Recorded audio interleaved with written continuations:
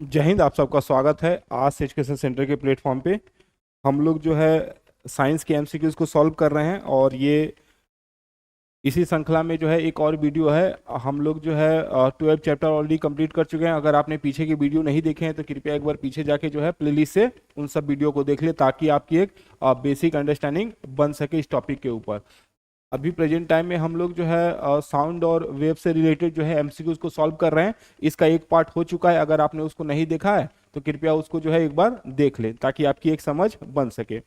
चलिए हम लोग आज जो है इस सेशन में जो हम लोग जो है 25 के बाद वाले सारे प्रश्नों को सॉल्व करेंगे। तो देखते हैं जो है पहला सवाल क्या है अपना। ठीक है, हमारा पहला सवाल है, पूछा जा रहा है तरंग लंबाई आमतौर पर किस लेटर से दर्शाया जाता है। तो इसको हम लोग किस से, लैम्डा से दर्शाते हैं। तरंग लंबाई मतलब क्या होता है, ये आपका जो है ये कुल दूरी की बात कर रहे हैं।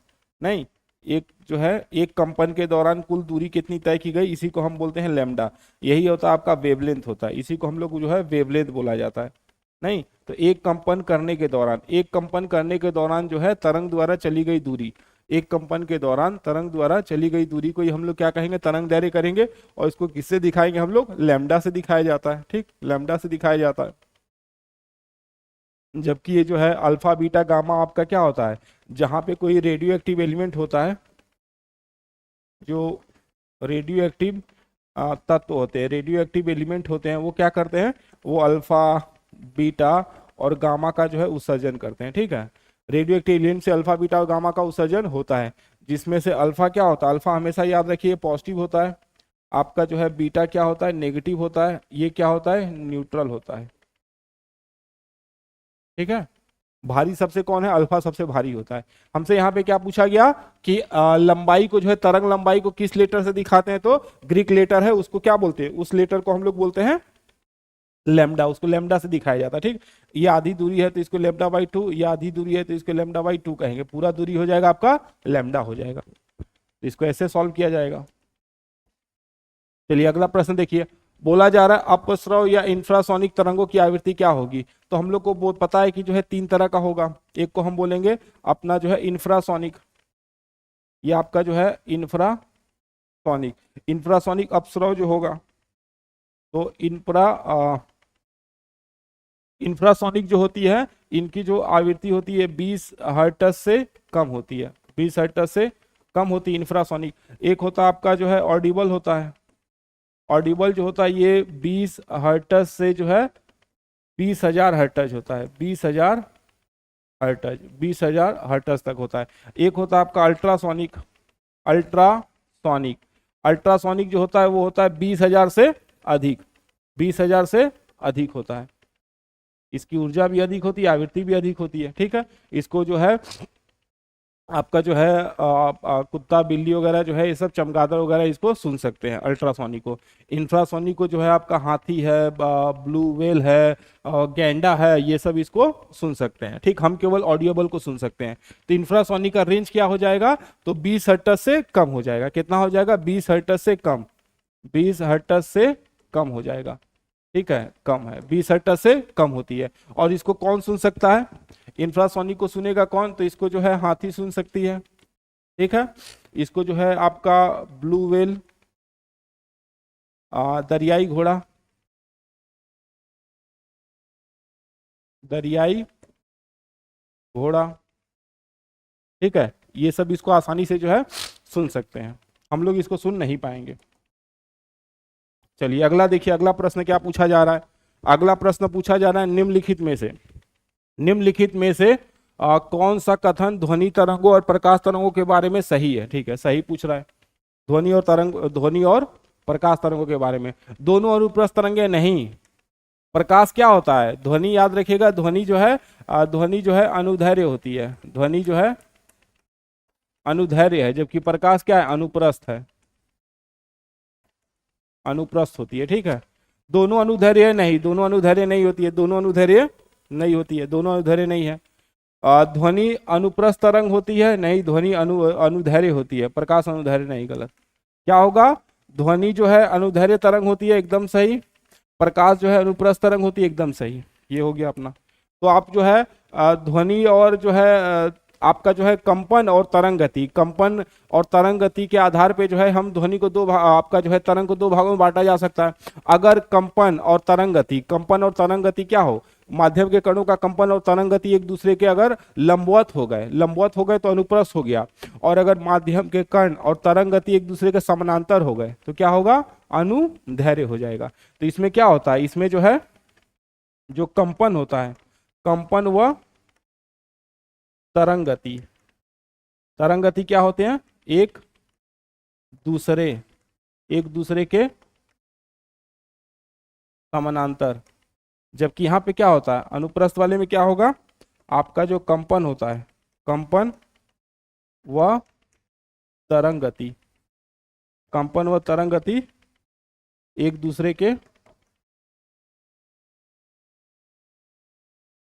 दूसरे के लंबवत होते हैं। ठीक है, एक दूसरे के लंबवत होते हैं, ये अंतर है। तो ये इस आधार पे जो है हम बोल सकते हैं कि जो है हमारा ध्वनि क्या है, अनुदैर्ध्य है, और प्रकाश क्या है, अनुप्रस्थ तरंग होती है। ठीक है, इसको ऐसे सॉल्व किया जाएगा। चलिए अगले प्रश्न की तरफ। निम्नलिखित में से किस विद्युत चुंबकीय तरंग की तरंग दैर्घ्य सबसे कम होती है, तरंग दैर्घ्य सबसे कम होती है? तो पहले आप देख लीजिए, देखिए ये होता आपका जो है हमारे पास जो है कौन कौन से विद्युत चुंबकीय तरंगे हैं। आपके पास जो है इलेक्ट्रो मैग्नेटिक वेव, तो इलेक्ट्रोमैग्नेटिक वेव जो है कौन कौन सी है आपका, तो इलेक्ट्रोमैग्नेटिक वेव जो है आपका एक तो होता है गामा रे, एक होगा हमारे पास एक्स रे, एक होगा हमारे पास यूवी रे, ठीक है यूवी रे, एक होगा हमारे पास विजिबल रे, फिर होगा इंफ्रा रे, फिर होगा एक माइक्रोवेव यानी शॉर्ट रेडियो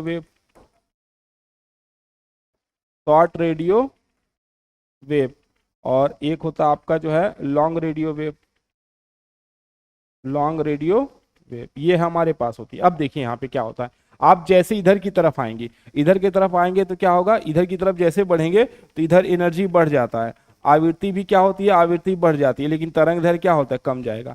और जब इधर की तरफ आप जाएंगे, इधर की तरफ बढ़ेंगे तो ऊर्जा कम हो जाएगी, आवृत्ति भी कम हो जाएगी, लेकिन तरंग दैर्घ्य बढ़ जाएगा। तो जरा देखिए, तो सबसे ज्यादा ऊर्जा किसके पास होगा, गामा के पास। आवृत्ति किसके अधिक होगी, गामा के पास। तरंग दैर्घ्य सबसे छोटा किसका होगा, गामा के पास। सबसे बड़ा तरंग दैर्घ्य किसके पास होगा, तो आपका लॉन्ग रेडियो वेव के पास होगा। ऊर्जा सबसे कम होगी, आवृत्ति सबसे कम होगी।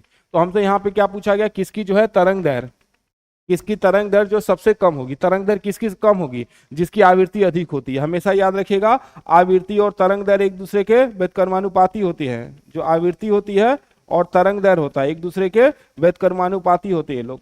तो जिसकी आवृत्ति अधिक होती है उसका तरंग दैर्घ्य क्या होगा, उसका तरंग दैर्घ्य जो है सबसे कम होगा। तो आवृत्ति सबसे अधिक किसकी होती है, गामा की।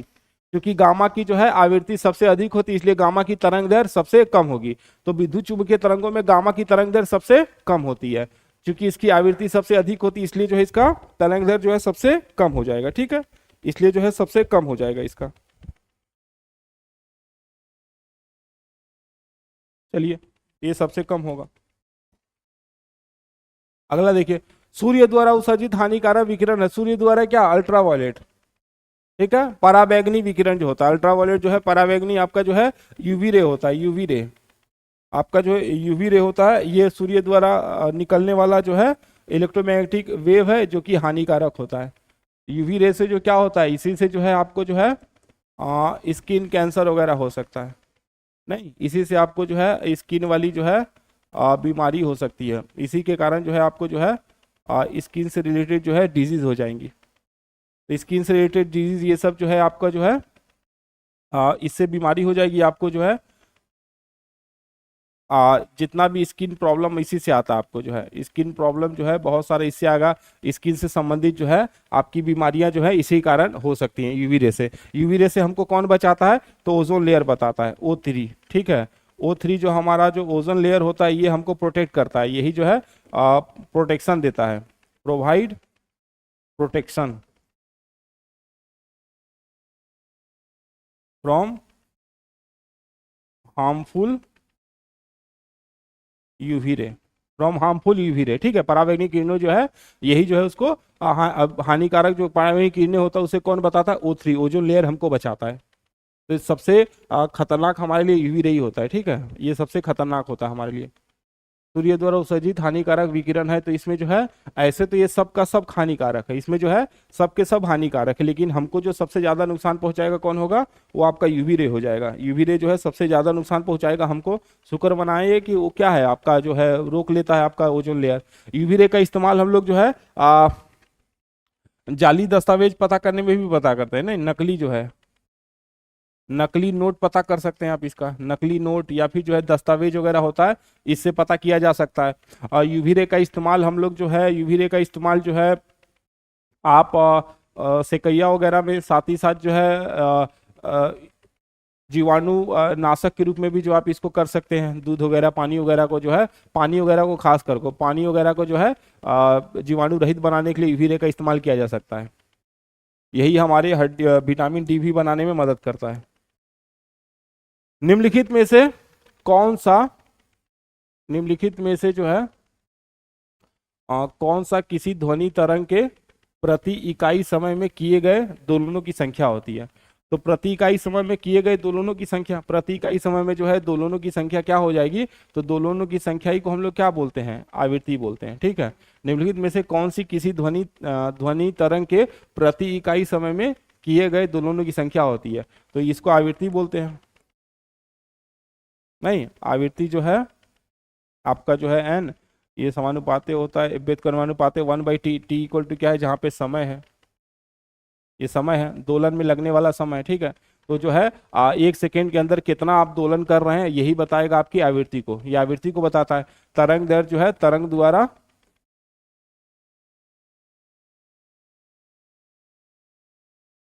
द्वारा चली गई दूरी, तरंग द्वारा चली गई दूरी बताएगा। आवर्तकाल जो है दोलन में लगा समय, दोलन में लगा समय ये बताएगा आपका। आयाम, आयाम बताता है जो है अधिकतम विस्थापन बताता है, अधिकतम विस्थापन। अधिकतम विस्थापन जो है मध्य स्थिति से, मध्य स्थिति से अधिकतम विस्थापन जो है मध्य स्थिति से वो बताता है आपका आयाम, आयाम जो है वो बताएगा, ठीक है। तो इस तरह से जो है दोलनों का जो है प्रति सेकंड कितने दोलन कर रहा है इसकी संख्या को आवृत्ति से हम लोग बताते हैं। तो आवृत्ति जितना अधिक होगी दोलनों की संख्या उतनी ज्यादा हो जाएगी। चलिए अगला देखते हैं। ध्वनि तरंगों के परावर्तन द्वारा उत्पन्न ध्वनि की पुनरावृत्ति क्या कहलाती है? तो ध्वनि तरंगों द्वारा उत्पन्न ध्वनि की पुनरावृत्ति, ध्वनि की जो पुनरावृत्ति होती है उसी को हम इको बोलते हैं, उसी को हम कहा जाता है इको कहा जाता है, ठीक है। इको इसी को कहा जाता है। तो इको जो है अपनी ध्वनि को दोबारा सुनना होता है, और इको सुनने के लिए समय कितना चाहिए? तो 1/10 सेकेंड, यानी जो है आपको 0.1 सेकेंड समय चाहिए होता है कम से कम। दो ध्वनियों के बीच में कितना समय होना चाहिए? तो कम से कम जो है 0.1 सेकेंड का अंतर होना चाहिए। दूरी कितनी होनी चाहिए? न्यूनतम दूरी, ठीक है। दूरी जो है न्यूनतम कितनी होती थी? न्यूनतम दूरी दो तरह हो, एक 16.6 हो सकता है आपका मीटर में, दूसरा जो है आपका 17 पॉइंट जो है 2 हो सकता है। ये है दूरी अपना। तो प्रतिध्वनि जो है, प्रतिध्वनि का इस्तेमाल हम लोग कहाँ जो ऐसे देखते हैं आला वगैरह होता है, डॉक्टर जो आला लगाता है उसमें भी प्रतिध्वनि का ही इस्तेमाल किया जाता है। अल्ट्रासोनोग्राफी जो हम लोग करते हैं उसमें भी प्रतिध्वनि का ही, सोनार भी जो है प्रतिध्वनि का इस्तेमाल करता है। नहीं, तो डॉक्टरों द्वारा जो आला स्टेथोस्कोप जो होता है, स्टेथोस्कोप जो होता है आपका जो है रडार, आपका जो है रडार नहीं सोनार हो जाएगा यहाँ पे, ठीक। सोनार, अल्ट्रा सोनोग्राफी, तो ये सब जो है इस्तेमाल किया जाता है, प्रतिध्वनि का इस्तेमाल किया जाता है यहाँ पे। चलिए, ध्वनि तरंगे होती है, ध्वनि तरंगे क्या होती है? तो ध्वनि तरंगे जो है यांत्रिक तरंगे होती हैं। ध्वनि तरंगे कैसी? यांत्रिक तरंग है। यांत्रिक तरंगे किसको बोलते हैं? जिनको क्या होती है मीडियम चाहिए, मीडियम रिक्वायर्ड होता है इनको। ठीक है, इनको क्या होता है, माध्यम की आवश्यकता पड़ती है, माध्यम की आवश्यकता। ठीक है, इनको माध्यम की आवश्यकता होती है। तो माध्यम की ऐसी किरणें, ऐसी तरंगे जिनको माध्यम की आवश्यकता होती हैं, उन्हीं को कहा जाता है यांत्रिक। नहीं, यांत्रिक इसी को कहा जाता है। आपकी ध्वनि क्या है, ध्वनि यांत्रिक तरंग है। ध्वनि तरंग जो है यांत्रिक तरंग है। और ये क्या कर सकते हैं, ये ठोस में भी जा सकते हैं, द्रव्य में भी गमन कर सकते हैं और गैस में भी गमन कर सकते हैं। निर्वात में गमन नहीं कर सकते हैं, ये निर्वात में गमन नहीं कर सकते हैं, क्यों? क्योंकि माध्यम नहीं होता वहां पे। ठीक है, अनुप्रस्थ तरंगे क्या होती है, अनुप्रस्थ तरंगे जो है इनको माध्यम नहीं चाहिए, ये निर्वात में गति कर सकती हैं, ये निर्वात में गति कर सकती हैं। ठीक है, इनके लिए जो है मीडियम नहीं चाहिए, इनको मीडियम नहीं चाहिए, निर्वात में चल सकती है, मीडियम नहीं चाहिए इनको। विद्युत चुम्बकीय विद्युत चुम्बकीय जो तरंग होगी, विद्युत चुम्बकीय जो तरंग होती हैं, तो विद्युत चुम्बकीय तरंगे एक तरह से क्या होती है, निर्वात में चलती हैं। विद्युत चुम्बकीय तरंगे क्या होती हैं, ये भी जो है वैक्यूम में ट्रेवल करती हैं, ये वैक्यूम में ट्रेवल कर सकती हैं। इनको भी क्या चाहिए, इनको भी मीडियम नहीं चाहिए, बिना मीडियम के भी ये ट्रेवल कर सकती, मीडियम नहीं चाहिए इनको। तो हमारा विद्युत चुम्बकीय तरंगों में ही आता है, विद्युत चुम्बकीय तरंगों में ही हमारा जो है ये आता है, इलेक्ट्रोमैग्नेटिक वेव में ही आता है आपका गामा, गामा रे होता है जो अपना, एक्स रे होता है अपना, जो है ये यूवी रे होता है, ये सब इसी का एग्जाम्पल है। हमारा जो लाइट भी होता है इसी का एक एग्जाम्पल है। ठीक है, रेडियो वेव वगैरह ये सब भी इसी का एग्जाम्पल है। ध्वनि तरंग का आयाम किस पर निर्भर करता है, ध्वनि तरंगों का आयाम किस पर निर्भर करता है, आयाम की बात कर रहे हैं, तो आयाम किस पर निर्भर करेगा, वस्तु का ताप, वस्तु की सामग्री, वस्तु की गुणवत्ता, वस्तु को कंपन कराने के लिए प्रयुक्त बल। तो देखिए, आयाम जो है ये निर्भर करेगा आपका जो है वस्तु किस पे, हर एक वस्तु के लिए अपना होता है। ठीक ना, हर एक वस्तु पे जो है ये डिपेंड करेगा, हर एक वस्तु की जो है अपनी विशेष एक आयाम होती है। आयाम जो है जितना ज्यादा होगा, प्रबलता ध्वनि की उतने अधिक बढ़ती जाएगी। तो आयाम का मान जितना अधिक, प्रबलता उतना अधिक होते जाएगा आपका। तो आयाम जो है यहाँ पे मुख्य रूप से जो है किस पर निर्भर करेगा, तो एक तरह से जो है ये प्रत्येक वस्तु का एक अपना विशेष गुण होता है। ठीक, प्रत्येक वस्तु का अपना एक विशेष गुण होगा। तो यहाँ पे हो जाएगा आपका जो है वस्तु की गुणवत्ता पर निर्भर करेगा। ठीक है, तो वस्तु की गुणवत्ता पर निर्भर करेगा आयाम जो है।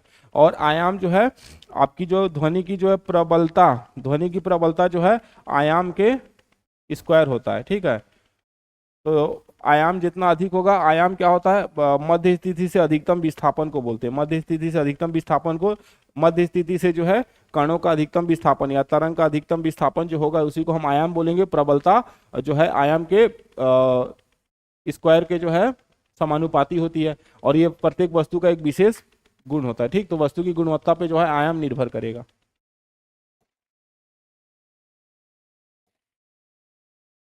निम्न में से कौन सा माध्यम के घनत्व में किसी ध्वनि तरंग एक संपूर्ण दोलन में लगने वाला समय होगा, निम्न में से कौन सा माध्यम के घनत्व, माध्यम के घनत्व में किसी ध्वनि तरंग के एक संपूर्ण दोलन में लगने वाला समय होगा। तो संपूर्ण, अगर दोलन में लगने वाला संपूर्ण समय जो होगा वो तो आवर्तकाली कहलाएगा।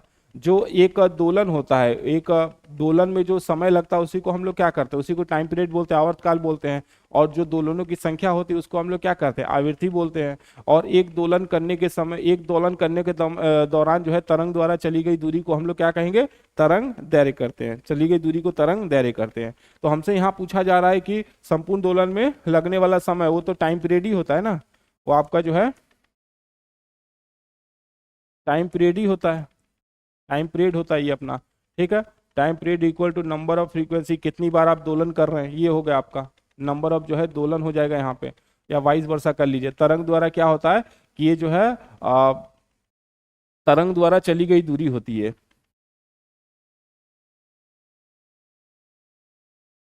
तरंग द्वारा चली गई दूरी, एक दोलन या फिर कंपन के दौरान, उसको हम तरंग दैर्घ्य बोलते हैं। इसको किससे दिखाते हैं, तो लैम्डा से दिखाते हैं। आयाम क्या होता है, ये जो है अधिकतम विस्थापन होता है आपका, अधिकतम विस्थापन, ये जो है मैक्सिमम डिस्प्लेसमेंट होता है, अधिकतम विस्थापन होता है।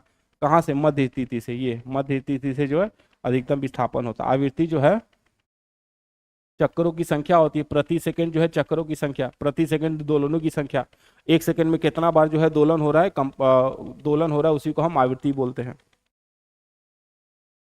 चलिए अगला प्रश्न देखते हैं। प्रति सेकंड इकाई क्षेत्र से गुजरने वाली ध्वनि ऊर्जा की मात्रा को क्या कहा जाता है? तो इसको हम लोग जो है देखिए, आपका जो है हम लोग यहाँ मान लेते हैं कोई जो है कोई जो है ये साउंड सोर्स है मान लीजिए, ठीक, साउंड सोर्स है और यहाँ से जो है साउंड निकल रहा है। यहाँ पे हम मान लेते हैं कोई क्या है, ये क्षेत्रफल है, यहाँ पे मान लेते हैं एरिया कितना है, 1 मीटर स्क्वायर है। तो इससे जो है प्रत्येक सेकेंड जो है कितना साउंड पास होगा, इसी को हम बोलते हैं साउंड की जो है इंटेंसिटी बोलते हैं, इसको बोलते हैं इंटेंसिटी बोला जाता है। ठीक है, इसको साउंड की इंटेंसिटी बोलते हैं, इसको तीव्रता बोलते हैं। और तीव्रता से हम लोग क्या मापते हैं, तीव्रता से जो है ध्वनि की ऊर्जा, ध्वनि की ऊर्जा मापते हैं। और इसी से हम क्या बोलते हैं, इसी से जो है प्रबलता मापते हैं, प्रबलता का मापन।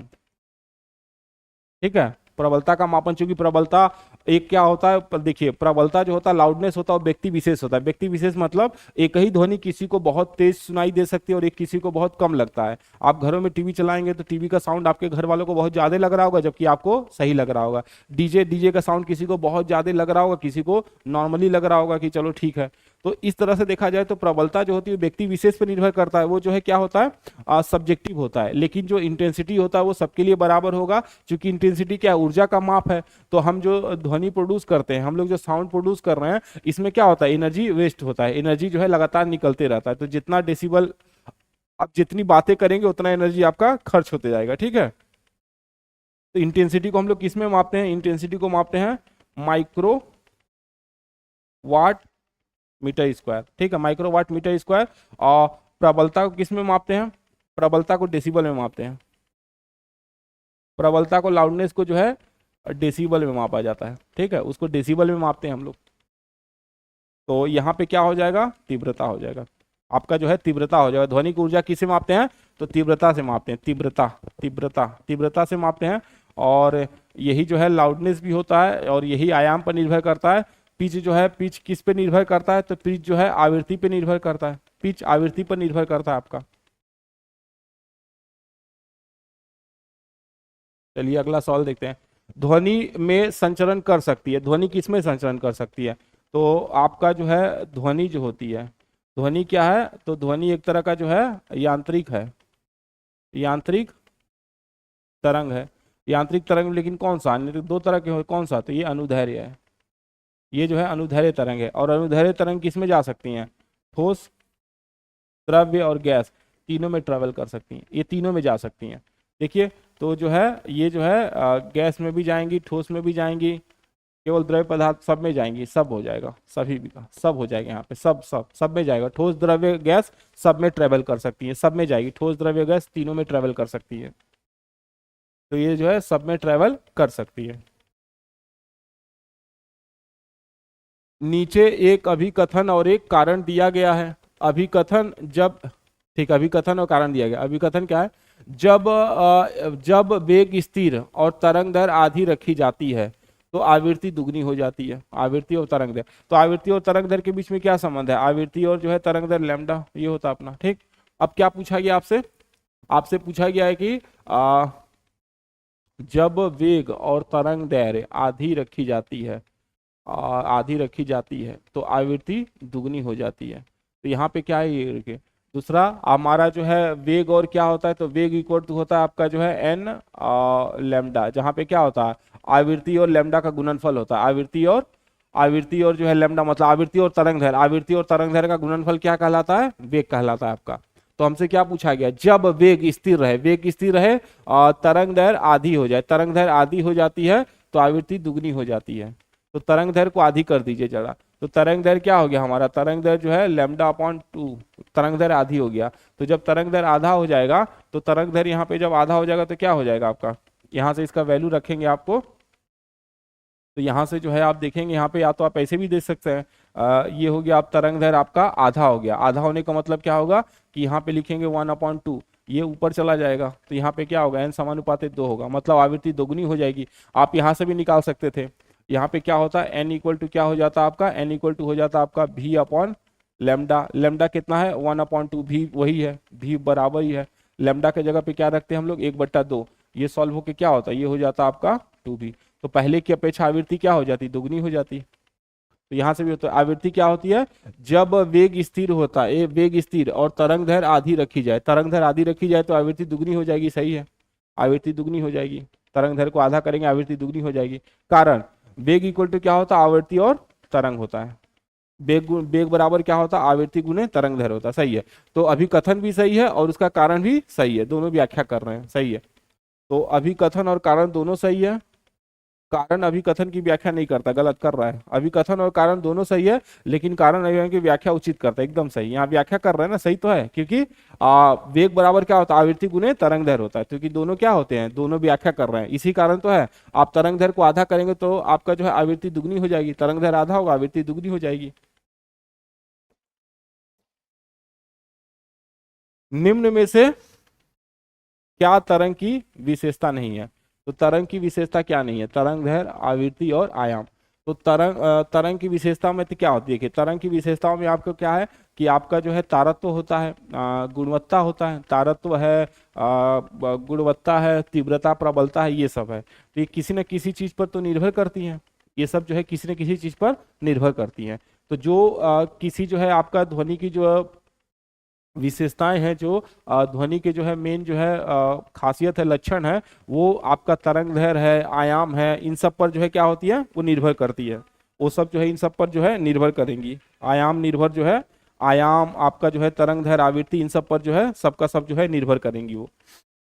तो इस तरह से देखा जाए तो यहाँ पे क्या होगा, आवृत्ति तो है, आवृत्ति तो है आपका जो है ये क्या बताता है, आपके पिच को बताता है, आवृत्ति पिच को बनाता है, तारत्व को बताता है। आपका जो है तरंग दैर्घ्य जो है एक तरह से जो है ये तरंग की विशेषता बता रहा है, तरंग द्वारा चली गई दूरी को बता रहा है अपना, इसको हम लैम्डा से दिखाते हैं, ये तरंग द्वारा चली गई दूरी को बताएगा।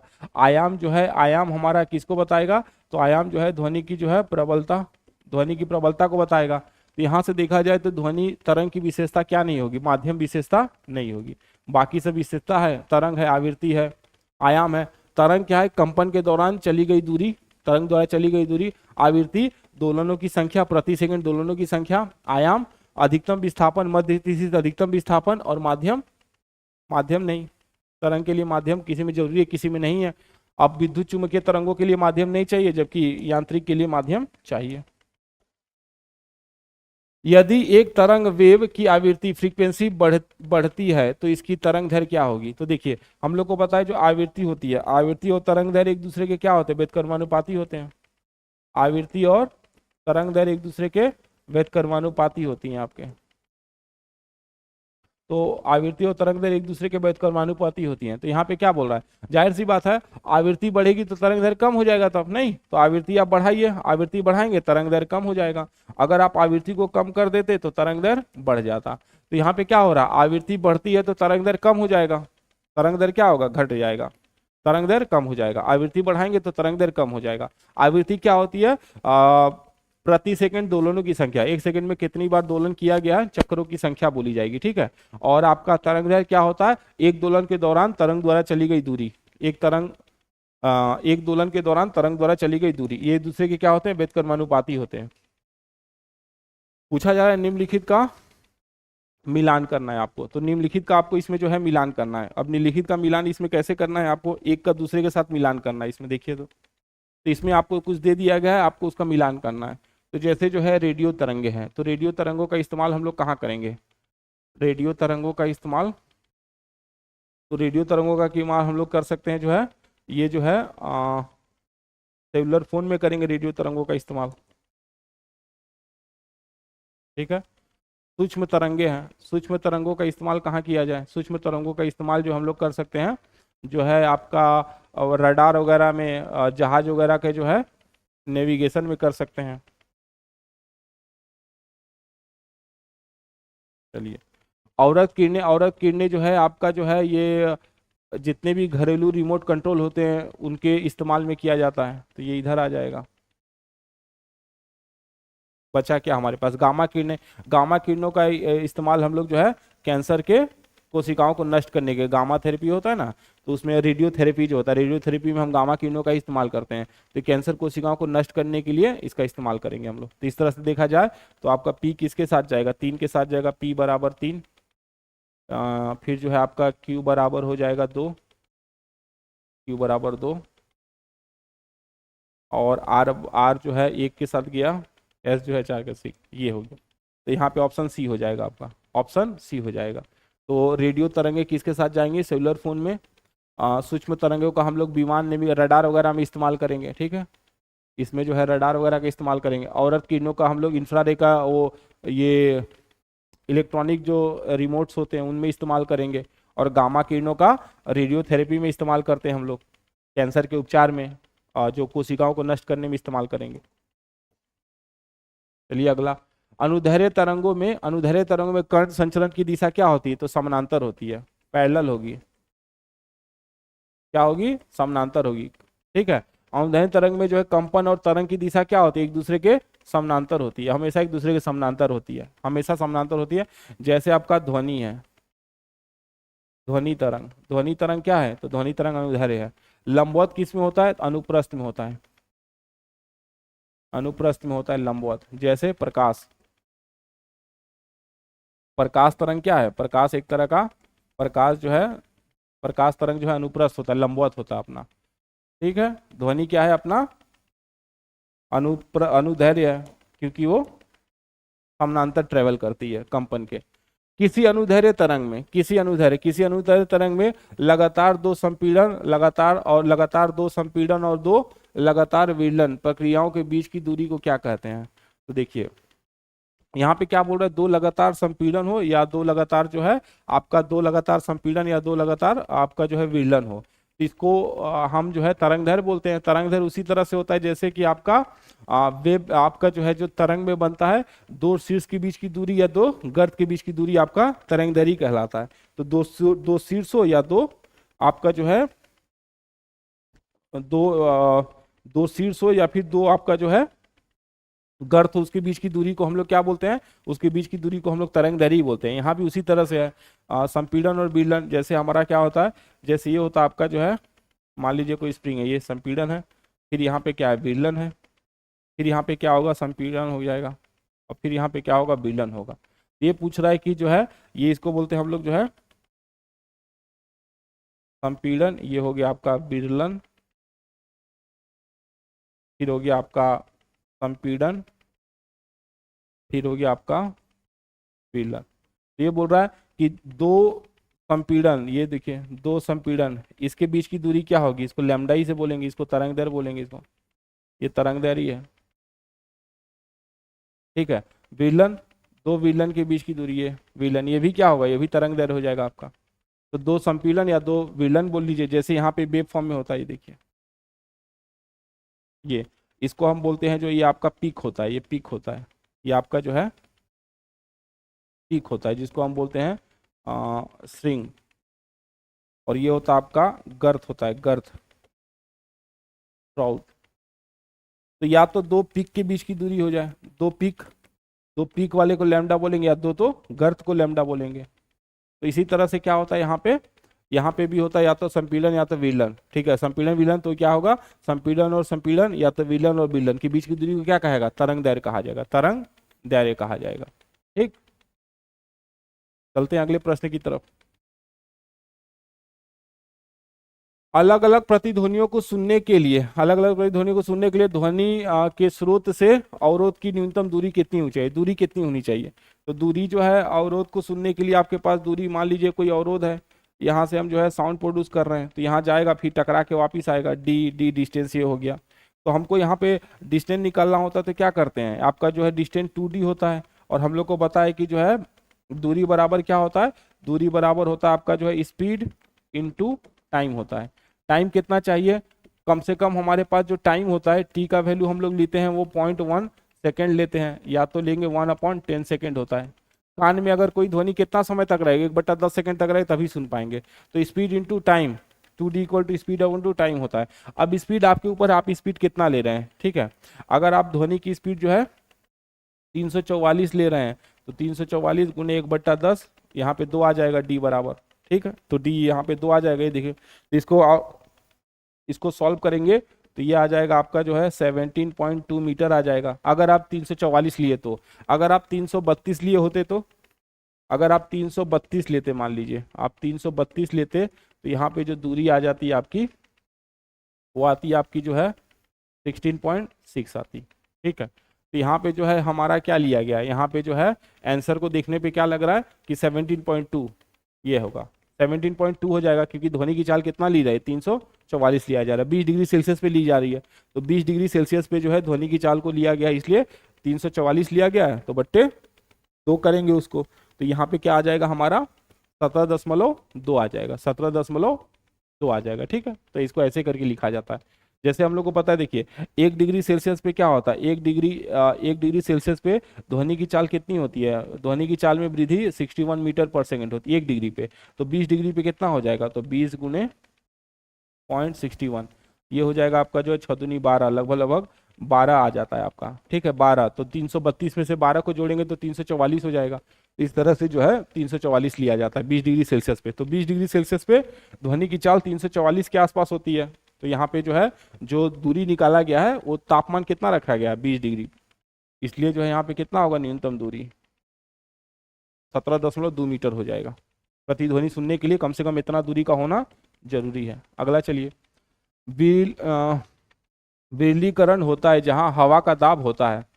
विरलीकरण क्या होगा, तो देखिए जब हम लोग को पता है जब ध्वनि ट्रेवल करती है तो विरलन और संपीड़न के माध्यम से जाती है ऐसे, और फिर जो है ऐसे करके, इसको हम बोलते हैं विरलन। ठीक है, इसको बोलते हैं हम लोग जो है यहाँ पे जो है संपीड़न हो रहा है, इसी को हम बोलते हैं सघनन। ठीक है, अब देखिए यहाँ पे जहाँ पे विरलन होता है, विरलन में क्या होता है, दाब कम होता है, दाब कम होता है और घनत्व भी कम होता है। दाब और घनत्व दोनों क्या होते हैं, कम होते हैं। जबकि सघनन में क्या होता है, सघनन में दाब भी अधिक होता है और घनत्व भी अधिक होता है। ठीक है, दाब और घनत्व दोनों अधिक होता है। तो हमसे पूछ रहा है विरलन में क्या होगा, हवा का दाब क्या होगा, निम्न होगा। विरलन में हवा का दाब निम्न होता है, विरलन में जो है हवा का दाब निम्न होता है। ठीक है, विरलन में हवा का दाब जो है निम्न हो जाएगा, तो विरलन में जो है हवा का दाब जो है निम्न होगा। विरलन में जो है हवा का दाब जो है निम्न हो जाएगा आपका। चलिए अगला प्रश्न देखते हैं। मनुष्य बहुत ऊंची ध्वनि सहन नहीं कर सकता, वह उच्चतम ध्वनि स्तर क्या है, उच्चतम ध्वनि स्तर क्या है। तो देखिए 45 डेसिबल तक तो सही है, आपका डब्ल्यू के अनुसार, डब्ल्यू के अनुसार जो है 45 डेसिबल ध्वनि जो है ये ध्वनि जो है ये क्या होती है, ये अच्छी होती है, गुड फॉर हेल्थ होता है या गुड फॉर ह्यूमन है, इतना जो है सही है। इसके ऊपर की ध्वनि जो है आपसे जो है थोड़ा नुकसान पहुंचाना शुरू करेगी। तो यहाँ पे क्या होगा, देखिए ये जो है 80 डेसिबल, 80 डेसिबल से ऊंची की ध्वनि, 80 डेसिबल से ऊपर की ध्वनि क्या होती है, वो आपको जो है आप धीरे धीरे आपको बहरा बना देगा, बहुत लंबा समय तक आप सुन रहे तो बहरा हो जाएंगे। और अगर आप यही डेसिबल जो है इसका 95 से ऊपर हो गया तो आप जो है पागल हो सकते हैं। ठीक है, 85 के आसपास हो गया तो आप बहरे हो जाएंगे, 85 के ऊपर, 85 के ऊपर आप बहरे हो जाएंगे, 95 से ऊपर जाना शुरू करेगा तो आप क्या होंगे, पागल हो जाएंगे। तो उच्च ध्वनि कौन सा नुकसान होगा, तो 85 के ऊपर वाले, 80 से 80 के ऊपर वाले जितने ध्वनि होते हैं नुकसानदायक होते हैं आपको। ठीक है, डब्ल्यूएचओ के अनुसार कौन सा ध्वनि अच्छा है, तो 45 डेसिबल जो है सबसे बढ़िया होता है। ठीक है, 45 डेसिबल जो है सबसे बढ़िया होता है। इसके ऊपर की सारी ध्वनियां जो है बहुत खतरनाक होती हैं। जो डीजे वगैरह जो होता है, डीजे वगैरह का जो है 110 डेसिबल के आसपास होता है, नहीं बहुत खतरनाक होता है डीजे वगैरह, तो कान में कुछ लगा के जाइए नहीं तो कान खराब हो जाएगा। ठीक है, डीजे वगैरह सुनते हैं तो। जो रेलवे का सायरन वगैरह होता है वो 120 डेसिबल से ऊपर होता है, सायरन होता है ना इंजन का, जो सायरन बजाता है, सीटी बजाती है, वो 120 से ऊपर होता है। जो व्हीकल होता है, मोटरसाइकिल वगैरह होता है या विद्युत मोटर वगैरह होता है, उसका 100 से 110 होता है। तो ये सब थोड़ा बहुत पता होना चाहिए। वायु में ध्वनि के वेग से वायु में ध्वनि के वेग से अधिक की चाल से यात्रा करने वाली एक वस्तु को कहा जाएगा। ठीक है, क्या बोल रहे हैं, वायु में ध्वनि के वेग से अधिक, ध्वनि की वेग से अधिक हो गया, ध्वनि की वेग से अधिक हो गया तो क्या होता है, देखिए एक होता है आपका जो है, एक बोलते हैं हम लोग जो है मैक नंबर बोलते हैं, मैक नंबर। ये वायुयान की जो जो हवाई जहाज होते हैं उनकी गति को बताने के लिए जो है इस्तेमाल किया जाता है, इसको बोलते हैं मैक संख्या। मैक नंबर, मैक संख्या, ये होता है जो है आ, वस्तु या फिर आपका जो है जहाज की चाल बट्टे ध्वनि की चाल। ठीक है, तो मान लीजिए अगर जो है आपका जो है ये मैक नंबर है, मैक नंबर मान लीजिए जो है ये कम आ गया, एक से कम आ गया, तो एक से कम आ गया तो इसको बोलते हैं हम लोग जो है, इसको बोलेंगे हम लोग जो है अ अध्वनिक बोलते हैं, इसको अध्वनिक बोलते हैं, इसको हम बोलते हैं जो है सब सोनिक बोलते हैं। ठीक है, अब अगर मैक नंबर जो है एक बराबर आ गया तो इसको बोलते हैं हम ध्वनिक बोलते हैं, इसको बोलते हैं सोनिक। ठीक है, अब क्या होता है, मान लीजिए मैक नंबर जो है आपका जो है एक से अधिक आ गया, तो एक से अधिक आ गया तो इसको हम लोग बोलते हैं पराध्वनिक बोलते हैं, पराध्वनिक, पराध्वनिक बोलते हैं, इसको बोलते हैं हम लोग जो है सुपरसोनिक, सुपरसोनिक। अब कभी कभी क्या होता है मैक नंबर जो है 5 से अधिक हो जाए तो इसको बोलते हैं हम लोग जो है अति, अति पराध्वनिक, अति पराध्वनिक, जिसको हम बोलते हैं जो है हाइपर, हाइपरसोनिक। ठीक है, तो यहाँ पे हमसे पूछा क्या हो गया कि वायु में ध्वनि के वेग से, ध्वनि के वेग से अधिक की चाल, ध्वनि की वेग से अधिक मतलब एक से अधिक हो गया, एक से अधिक है, एक से अधिक जो हो जाए तो उस वस्तु को क्या बोलते हैं, तो एक से अधिक होगा तो पराध्वनिक हो जाएगा, एक से अधिक मतलब तो पराध्वनिक हो जाएगा, एक से अधिक होगा पराध्वनिक।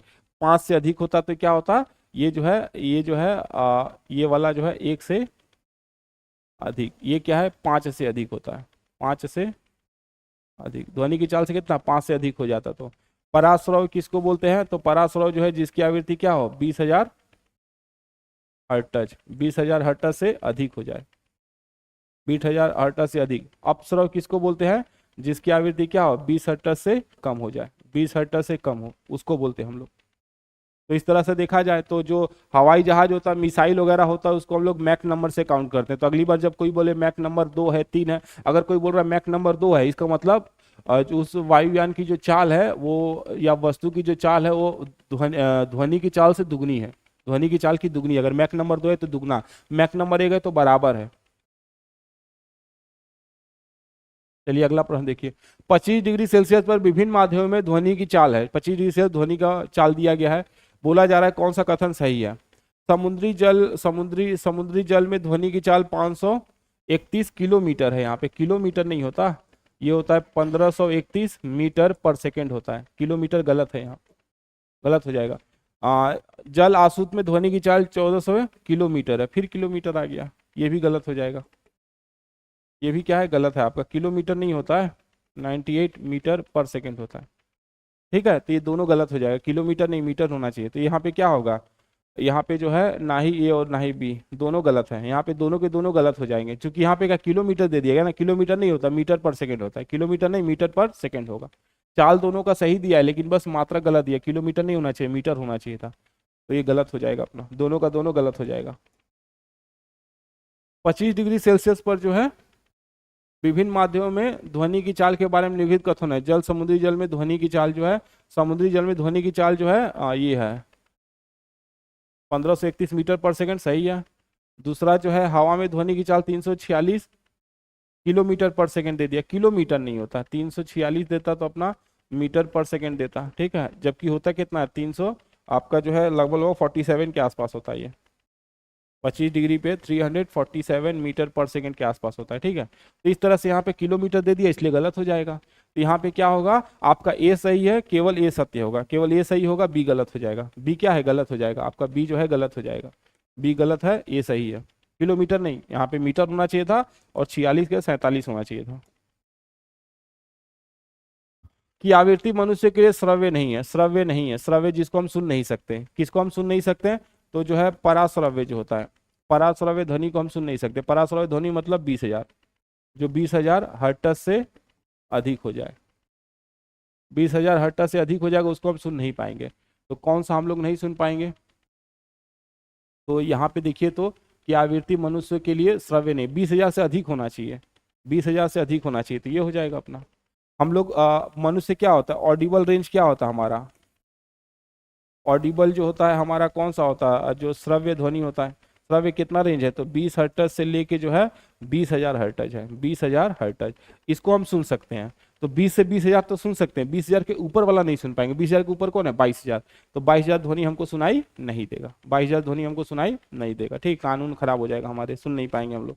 तो ये जो है 22,000 वाली नहीं सुन पाएंगे, बाकी सब हम लोग सुन पाएंगे। 18,000 है सुन लेंगे, 20,000 है सुन सकते हैं, 100 हर्टज है सुन सकते हैं हम, 20,000 है ना, तो सुन लेंगे हम इसको। तो यहाँ पे जो है हम लोग इस सेशन में जो है हम लोग इतने ही क्वेश्चन को करेंगे, अगले सेशन में हम लोग फिर से जो है इसको कंटिन्यू करेंगे, तो बने रहे हमारे साथ।